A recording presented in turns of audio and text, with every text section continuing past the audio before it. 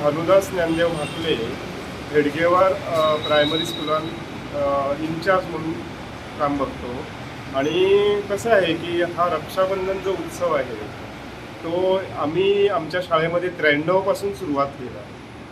याचं महत्त्व म्हणजे सगळेच हा उत्सव साजरे करतात, पण ह्या उत्सवाचं वेगळं कारण म्हणजे आपले जे बांधव जे आहे ते वेगवेगळ्या ठिकाणी आहेत आणि त्याला घरी पोचायला तशी वेळ मिळत नाही, कारण व्यस्त असतात आपल्या कामामध्ये.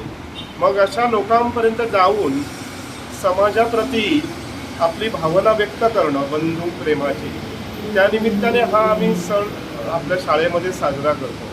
पूर्वीच्या काळी कसं व्हायचं की आक्रमणं व्हायची, त्यावेळी स्त्रिया ज्या असायच्या त्या आपलं संरक्षण होण्यासाठी विरोधी जे असायचे म्हणजे जे आक्रमण करणारे असायचे त्यांना राखी पाठवायचे आणि त्या निमित्ताने काय व्हायचं की तिथे ते थांबलं जायचं.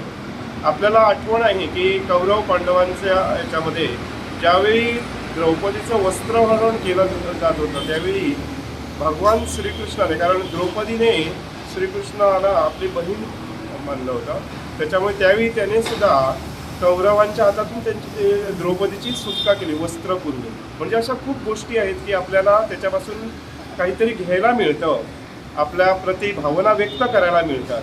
त्याच्यामुळे आपण हा सण जो आहे आमच्या शाळेमध्ये आम्ही मुलांना राखी करायला शिकवतो आणि मग केलेल्या राख्या ज्या आहेत त्या वेगवेगळ्या ठिकाणी आपण जाऊन तिथे बांधतो.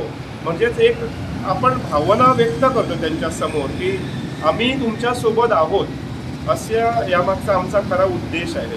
म्हणून हा सण, कारण श्रावण महिन्यातला हा अत्यंत महत्त्वाचा बहीण भावाचं नातं जोडणारा हा सण आहे आणि हा आम्ही अशा प्रकारे साजरा करतो. आम्ही शाळेमध्ये सुद्धा मुलांना, प्रत्येक मुलाने एकमेकाला राखी बांधायची आणि मी त्याचं संरक्षण करणार. किंवा संरक्षण म्हणजे छोटी मुलं करू शकत नाही, पण आपण म्हणतो छोटी मुलं कसं रागवतात एकमेकांना, तसं मग होत नाही थोडंसं, कारण आपण राखी बांधल्यानंतर रक्षा करणार असं एक आपण शपथ घेतो.